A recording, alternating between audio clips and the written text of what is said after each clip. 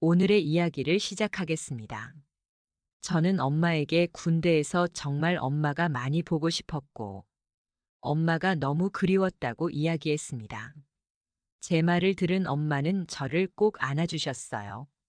엄마가 저를 안아주니 저의 본능이 살아나면서 엄마와 관계를 하고 싶어졌어요. 그래서 저는 엄마에게 한 번만 하자고 부탁하니까 엄마는 저에게 그렇게 엄마와 하고 싶니? 하셨어요. 저는 엄마와 하고 싶다고 했습니다. 엄마가 오늘 한 번이야 다음에는 안 돼 알겠지? 하시면서 저를 받아주었습니다. 엄마와 저는 그날 선을 넘으며 즐거운 관계를 했습니다. 정말 너무 좋았습니다. 엄마도 즐기시며 좋아하더군요. 다음에는 안 된다고 하셨지만 제가 원하면 매일 저를 받아주었습니다. 그 이후로 엄마와 저는 매일 선을 넘었습니다. 안녕하세요. 반갑습니다. 저는 지금 강원도 최전방에서 군복무 중인 군인입니다. 오늘의 이야기는 제가 예전에 휴가 나왔을 때 이야기입니다. 저희 집엔 아빠가 회사 일로 항상 해외 출장을 나가서 집에는 엄마와 저밖에 없었어요.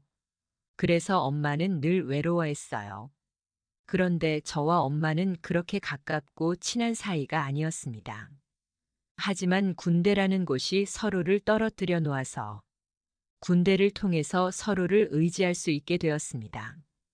그런데 저는 휴가 나올 때마다 항상 집에는 없고 친구들하고 놀러 다녔기에 엄마를 볼 시간이 너무 없었습니다. 그래서 이번 휴가 때에는 꼭 엄마와 시간을 보내자는 마음이었습니다. 효도로의 마음도 있었지만 사실은 엄마와 관계를 하고 싶은 마음이 컸던 것 같습니다. 그래서 그때 친구들과 약속을 거의 잡지 않았고, 엄마와 집에만 있을 수 있는 환경을 어느 정도 만들었습니다. 그러면서 계속 기회를 보고 있었는데, 어느 날 엄마가 샤워를 하러 들어간 겁니다. 그때 저는 어떻게 해야 안에 들어갈 수 있을까 하는 생각을 했습니다. 저희 집은 엄마 화장실이 하나 있고 거실에 화장실이 하나 있는데, 엄마 방의 화장실은 자주는 안 쓰고 가끔씩 사용을 하고 거실 화장실을 많이 사용을 했어요. 그리고 제가 군대를 가다 보니 거실 화장실에는 저의 세면 용품이 칫솔 치약밖에 없었습니다. 저는 엄마가 씻고 있을 때 문을 열어서 태연하게 칫솔을 가져오려고 했습니다. 엄마가 놀라자 나는 칫솔을 가지러 왔다고 이야기했어요. 엄마는 칫솔만 가져가겠거니 생각하고 샤워를 시원하게 계속하셨습니다.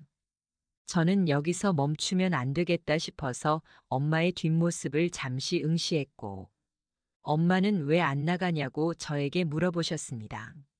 저는 여기서 제 마음을 드러내면 안 되고 효도한다는 마음으로 접근해야 엄마도 의심을 하지 않을 거라고 생각하며, 엄마 요즘 때는 어떻게 미냐고 여쭤봤습니다. 엄마는 요즘은 밀어줄 사람이 없어서 거의 못 미신다고 하시더군요. 그래서 그럼 제가 엄마의 등을 밀어드린다고 하니까 엄마는 알겠다고 등을 밀어달라고 하더군요. 그래서 그날 엄마의 등을 밀어드리면서 많은 생각에 젖었지만 아직은 때가 아니라고 생각했습니다. 그래서 그때는 엄마의 등을 밀면서 떼수건을 통해서 전해오는 엄마의 느낌만 느끼려고 노력했던 것 같습니다.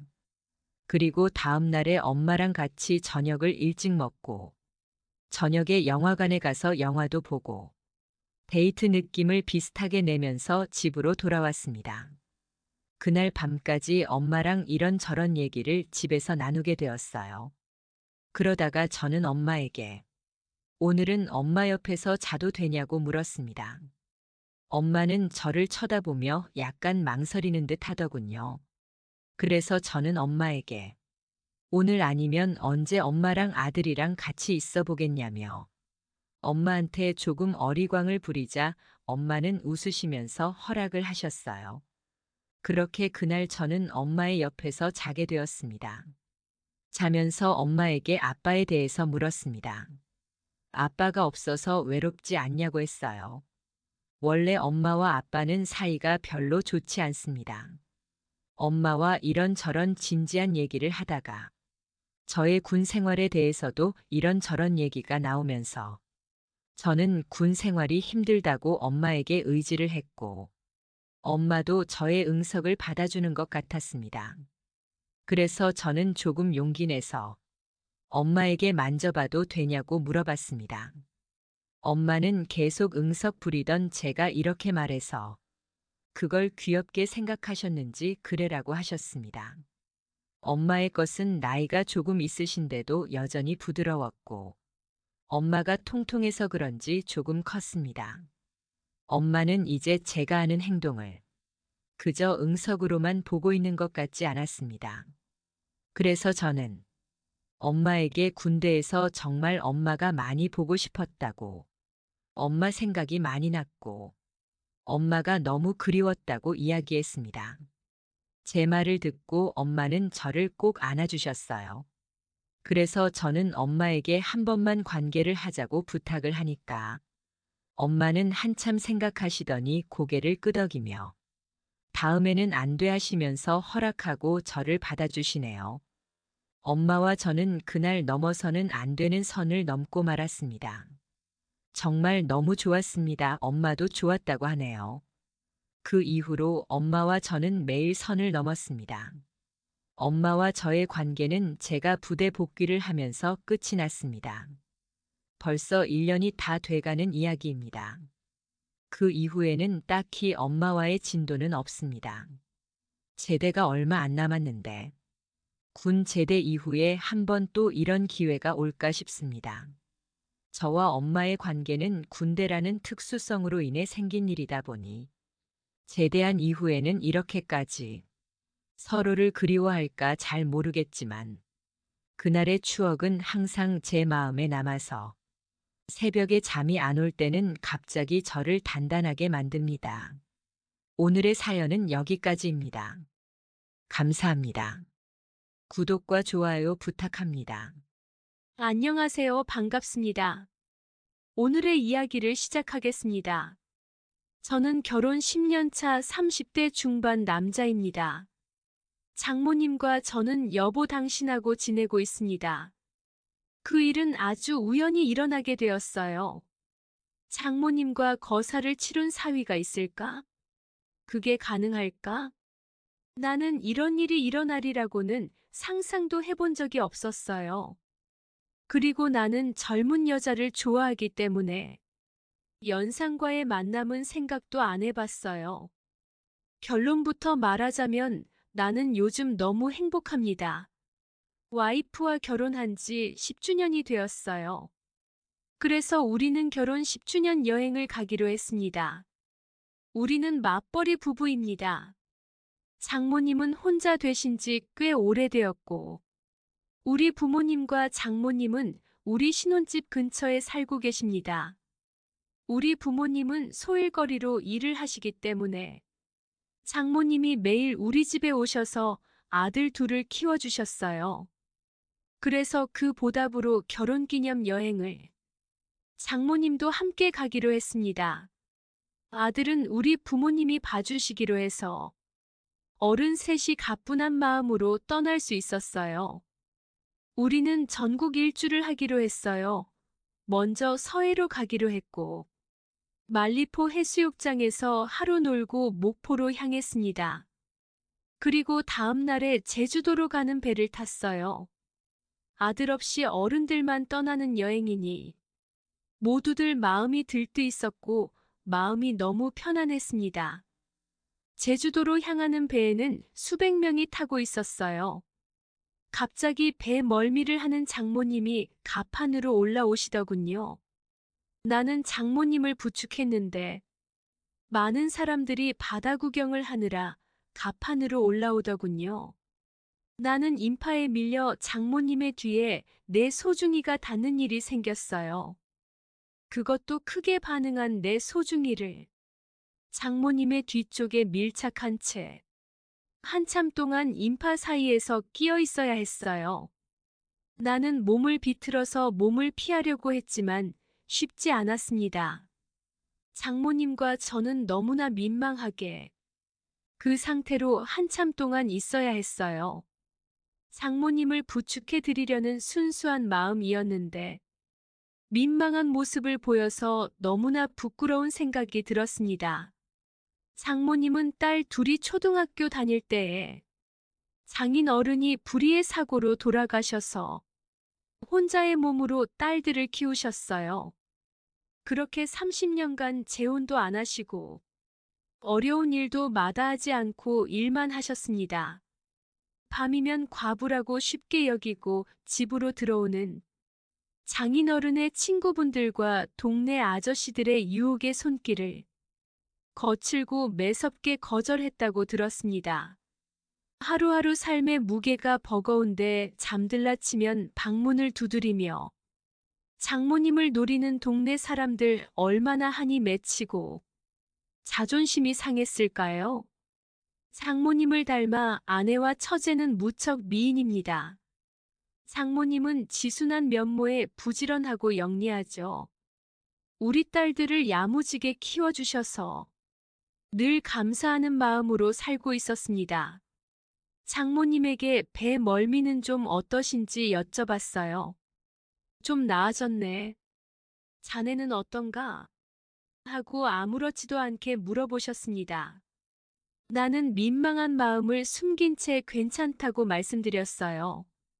우리는 제주도에 무사히 도착했습니다. 그런데 우리는 방 하나를 같이 사용하면서 일이 벌어졌습니다. 우리는 일주일간 제주도 여행을 다닐 계획이었어요. 제주도에서는 넓은 온돌방을 잡고 짐을 풀었습니다. 장모님은 우리 아들을 봐주시다가 우리 집에서 주무시고 간 날도 많아서 장모님과 저는 서로 가릴 게 없이 편한 사이였습니다. 우리는 제주도를 느끼며 손을 잡고 걸었습니다. 그리고 식당에서 갈치조림을 사 먹고 맥주를 사서 숙소에 들어갔습니다. 아내는 평소에 술을 잘 못 마십니다. 맥주 한 잔 마시면 볼이 빨개지고 조금 있다가 엎드려서 자는 스타일입니다. 하지만 장모님은 끝도 없이 잘 마셨고 주량을 측정하기 어려울 정도입니다.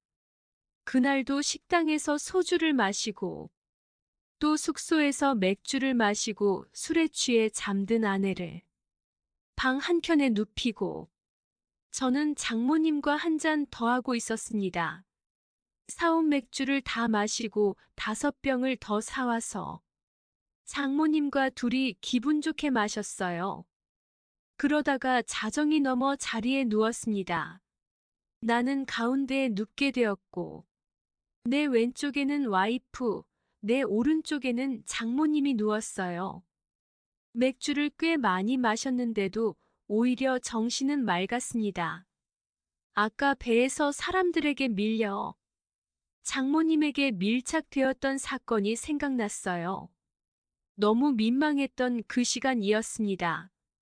고개를 오른쪽으로 돌려 장모님을 봤는데 꽤 깊이 자는 것 같았지만 장모님이 잠들 리가 없었어요. 평소에 많은 술을 마시고도 거뜬한 사람이니 말입니다. 그때 장모님의 왼손이 나의 허벅지를 살살 건드리는 것이 느껴졌어요. 갑자기 제 머릿속이 복잡해졌습니다. 여기서 멈출까? 일을 키워볼까? 생각하다가 나는 본능에 충실하기로 생각하고 조용히 장모님의 손을 잡았어요. 그리고 장모님의 머리카락을 쓸어주었습니다. 그리고 장모님은 나에게 안겨왔어요. 나는 장모님에게 가능하세요? 라고 물었습니다. 안 돼, 은지가 깨면 어쩌려고? 장모님 여기서 멈추면 더 큰일 나요. 나도 힘들어 근데 우리 참아보자고 하더군요. 장모님과 저는 소근소근 되며 이런 대화를 했어요. 나는 장모님을 가볍게 포을 했습니다. 그랬더니 장모님이 나도 오늘 내 마음대로 하고 싶다고 했어요. 저는 얼른 작은 방에 가서 이불을 펴고 장모님과 빠르게 거사를 치렀습니다. 온돌방을 선택한 건 신의 한 수라는 생각이 들었어요. 침대에서 일을 치렀으면 소리가 날 수도 있었기 때문입니다. 장모님은 너무 좋았다며 저에게 고맙다고 했고, 나도 정말 좋았다고 말했습니다. 그리고 우리는 서둘러서 수습을 했습니다. 새벽에 잠을 깬 와이프는 조깅하러 나간다고 옷을 갈아입으면서 나에게 같이 나가자고 했지만 나는 술을 너무 많이 마셔서 안 된다고 둘러댔습니다. 와이프가 혼자 조깅하러 나간 후 나는 다시 잠을 청했습니다. 아내가 나가자 장모님이 우유를 데워서 갖다 주셨어요. 나는 우유를 마시고 장모님을 안았습니다. 장모님은 또 그러면 어떻게 하냐고, 은지가 들어오면 어떻게 하려고 하면서 수줍게 말했습니다. 못해도 반 시간은 더 걸리니 걱정 마세요라고 말하고 숙소 방문을 한 번 더 잠궜습니다. 나의 행동에 이러면 안 되는데 하시며 장모님은 누우면서 편한 자세를 취해 주었습니다. 우리는 환상적인 시간을 보냈어요.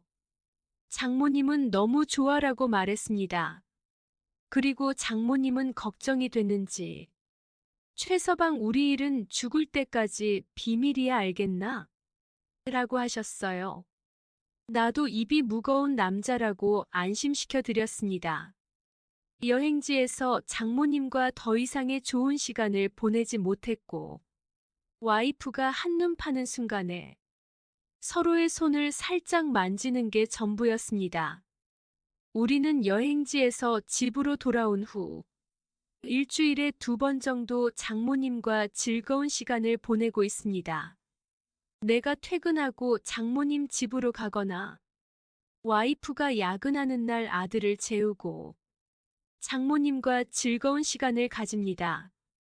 장모님은 예쁘고 너무 귀엽습니다. 남편 없이 살아온 30년의 세월 동안 밤마다 혼자 외로워하셨죠. 그 한을 내가 풀어드리고 있습니다. 나는 장모님의 좋은 사위이자 남자친구가 되기로 마음먹었어요. 장모님도 요즘 무척 행복해 하십니다. 오늘의 사연은 여기까지입니다. 감사합니다. 구독과 좋아요 꾹 눌러주시고 알림 설정도 부탁합니다.